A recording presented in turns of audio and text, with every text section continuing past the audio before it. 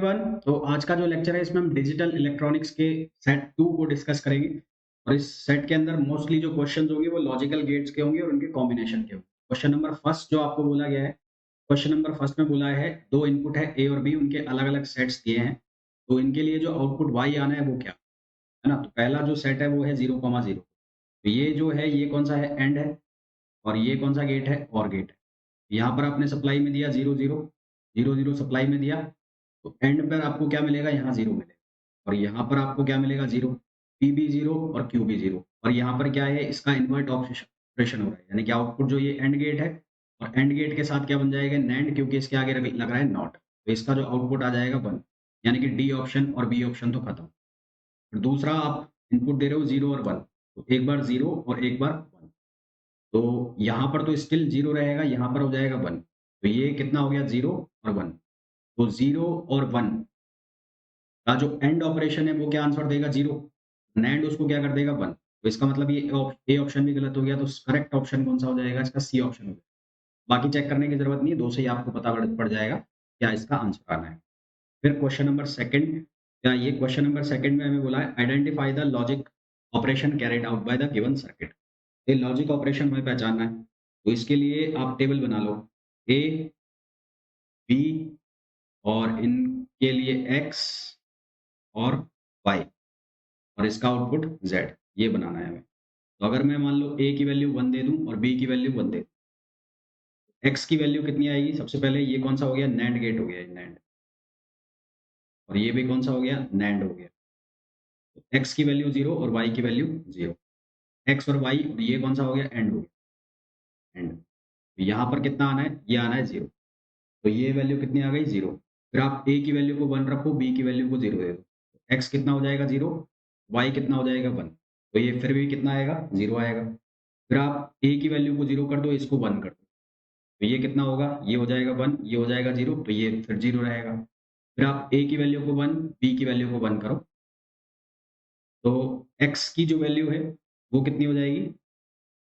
नहीं, 0, 0 करना है ना। ए की वैल्यू 0 और बी की वैल्यू 0, तो एक्स की वैल्यू 1, वाई की वैल्यू 1, तो ये कितना आएगा? 1 आएगा। ठीक है? ये कितना आ जाएगा? 1 आएगा।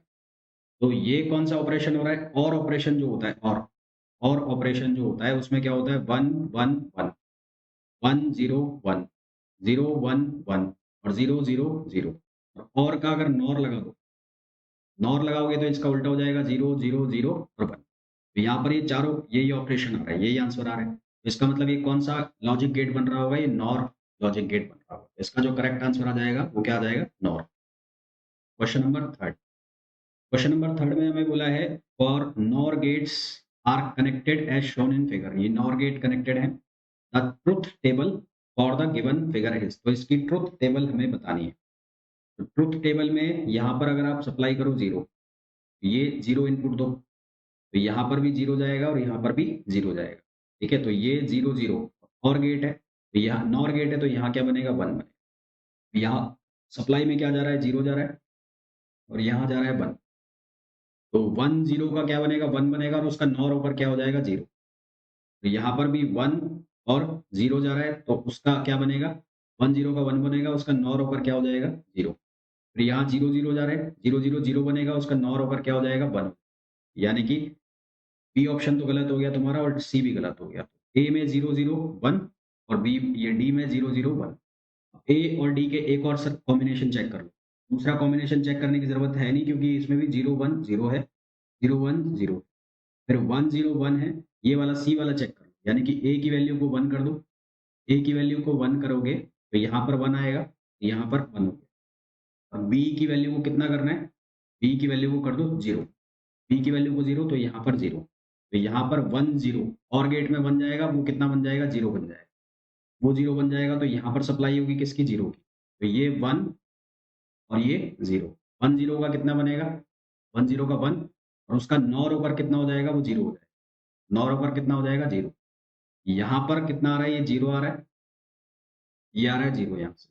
1, 0 1 बनेगा जिसका नॉर ऊपर 0 हो जाएगा। 0 और यहाँ से भी कितना आ रहा है? 0। 0, 0 का कितना हो जाएगा? 1। यहाँ से 1, 0 का कितना आ जाएगा? 1 और उसका नॉर ऊपर कितना हो जाएगा? 0। इसका मतलब ये जो ऑप्शन ए है ये भी गलत हो गया। तो डी ऑप्शन जो है इसका करेक्ट आंसर। ठीक है, करेक्ट आंसर क्या हो जाएगा इसका? डी। डी आंसर करेक्ट हो जाएगा। क्वेश्चन नंबर 4 पे आइए। क्वेश्चन नंबर 4 में हमें बोला identify the logic operation carried out. ये लॉजिक ऑपरेशन जो हो रहा है इसको हमें आइडेंटिफाई करना है। तो यहाँ देखो ये बन रहा है नैंड और ये भी बन रहा है नैंड और ये बन रहा है नॉर।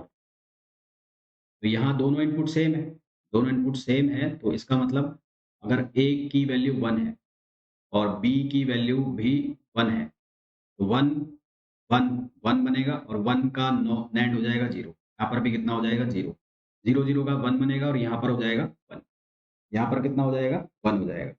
ठीक है, फिर ये मैं इनपुट दे देता हूँ, ये ए, ये बी और जो आउटपुट में आ रहा है वो कितना आ रहा है? 1 आ रहा है। 1 ए बी और 1 ये आ रहा है, हाई आउटपुट आ रहा है।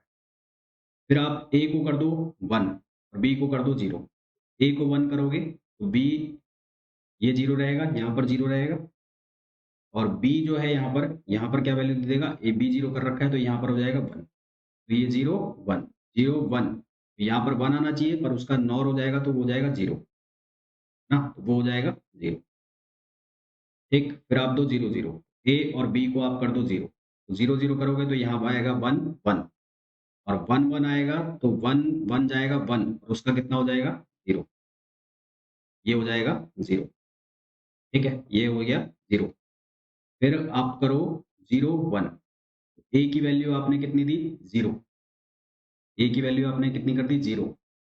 ए की वैल्यू बनेगी 1 और बी की वैल्यू आपने कर दी 1 तो ये बन जाएगा 0 1 0 1 आएगा और 1 का उल्टा कितना हो जाएगा? 0। तो ये और गेट का उल्टा हो गया, और गेट का उल्टा यानी कि सी ऑपरेशन हो गया, यानी कि सी नॉर आंसर आ जाएगा। इसका करेक्ट आंसर क्या आ जाएगा? नॉट। ये और का जस्ट उल्टा हो गया, मतलब और जो भी वैल्यू देता है उसको नॉट में कन्वर्ट कर दिया, तो ये बन गया नॉर ऑपरेशन। फिर आइए क्वेश्चन नंबर 5 पर। क्वेश्चन नंबर 5 के अंदर बोला है हमें कि ये कौन सा सर्किट है, ये बताना है हमें। तो इस सर्किट के लिए भी आप सप्लाई देके देखो, यहाँ से ये वैल्यू है ए, ये ए है तो यहाँ पर भी ए जा रहा है और यहाँ पर आ रहा है बी, तो यहाँ पर बनेगा ए प्लस बी और ये ए डॉट बी बनेगा, सॉरी यहाँ पर बनेगा ए डॉट बी, ये बनेगा ए डॉट बी और ये बनेगा ए प्लस बी, ए प्लस बी। फिर यहाँ पर बन जाएगा ए बी बार और ये है ए प्लस बी, तो ये मल्टीप्लिकेशन में आएगा, y की वैल्यू क्या आएगी? y की वैल्यू आएगी ए प्लस बी और ये हो जाएगा ए बी बार, ये हो जाएगा ए बी बार। अब डी मॉर्गन्स थ्योरम अप्लाई करो, डी मॉर्गन्स थ्योरम अप्लाई करोगे तो ए बी बार को क्या लिख सकते हो आप? ए बार प्लस बी बार, इसको लिख सकते हो ए बार प्लस बी बार। अब इनको मल्टीप्लाई करो, मल्टीप्लाई करोगे तो A bar plus A B bar plus B A bar और plus B B bar. A bar जो है वो 0 हो जाएगा, प्लस ये रह जाएगा ए बी बार प्लस ये रह जाएगा बी ए बार और ये 0। तो यहाँ से बनेगा ए बी बार प्लस ये हो जाएगा बी ए बार। तो ये कौन से गेट का सर्किट होता है? एक्सॉर। ये कौन से गेट के लिए होता है? एक्सॉर के लिए होता है ये इक्वेशन। तो एक्सॉर गेट इसका करेक्ट आंसर होता है। ठीक है, right answer is XOR gate. इसका जो करेक्ट आंसर आ जाएगा वो आ जाएगा एक्सॉर गेट। नेक्स्ट क्वेश्चन पे आइए, क्वेश्चन नंबर 6। ये 6 है ना, हो गया ये तो। ये क्वेश्चन नंबर 6, क्वेश्चन नंबर 6 में बोला है the following logic gate is equivalent to. ये जो लॉजिक गेट है ये किसके इक्विवेलेंट है ये बताना है। तो यहाँ पर आएगा ए बार और यहाँ पर आएगा बी बार, तो फिर ये एंड में जा रहे हैं तो ए बार बी बार का भी बार लग जाएगा। दोनों इनपुट सेम है ना, दोनों इनपुट सेम है तो ये इसको मान लो एक बार x और x और जो y आएगा वो क्या आएगा? वो आएगा x x का बार, x x का बार आ जाएगा y। x आपने क्या मान रखा है? a बार और b बार का भी बार लगा, a बार और b बार पूरे का क्या लगा हुआ है? बार, और उस पूरे का क्या लग गया? बार, है है ना, पूरे का क्या लग गया, बार लग गया। तो अब डी मॉर्गन्स थ्योरम लगाओ, तो डी मॉर्गन्स थ्योरम लगाओगे तो इसको एक एक करके हटाओ, इसको एक एक करके हटाओगे तो ये पहले ये हटेगा भाई, De Morgan's theorem A B bar equals to क्या होता है, ए बार प्लस बी बार। तो इसको हटाओ ऊपर वाले को, तो ये बनेगा ए बार और एक और बार लगा दो इसके ऊपर, प्लस बी बार बार और ये पूरे का बार। ठीक है, ये क्या लगेगा, पूरे का बार। बार से बार ये वाला कैंसिल हो जाएगा, तो ये बचेगा ए प्लस बी का बार। ए प्लस बी का बार, ये कौन सा गेट हो जाएगा, नॉर गेट। तो इसका जो सही आंसर आ जाएगा वो आ जाएगा NOR gate. Correct answer is NOR gate. ये डबल बार है ना, ये कैंसिल कर देंगे एक दूसरे को, तो क्या आ जाएगा, A plus B bar. Next question पे आइए। इस क्वेश्चन में हमें बोला है identify the operation performed by the circuit given below. ये सर्किट किस तरह का ऑपरेशन परफॉर्म कर रहा है ये हमें बताना है। ठीक है, तो ये कैसे बताएंगे, यहां पर बनेगा ए बार, यहां पर बनेगा बी बार और यहां पर बनेगा सी बार। ठीक, ए बार, बी बार और सी बार, ये बन गया। तो यहां पर क्या आएगा, यहां पर आएगा हमारे पास ए बार बी बार प्लस सी बार का बार। y की जो वैल्यू हो जाएगी A bar plus B bar plus C bar और इस पूरे का क्या आएगा, बार आएगा। तो De Morgan's theorem A bar plus B bar equals to A bar और बी बार। तो इसको हम कैसे लिखेंगे, इसको लिखेंगे ए प्लस बी प्लस सी, पूरे का बार है, तो बार बार लगते जाएंगे तो ये हट जाएगा, तो ए बी और सी, डी मॉर्गन्स थ्योरम जब अप्लाई करोगे तो ये बनेगा ए बी सी। ए बी सी बन रहा है। तो अब इनपुट लगा के देखो, इनपुट लगा के देखो y equals to A B C, A B C और y की वैल्यू, ए की वैल्यू 0, बी की वैल्यू 0, सी की वैल्यू 0, y की वैल्यू कितनी आएगी, 0।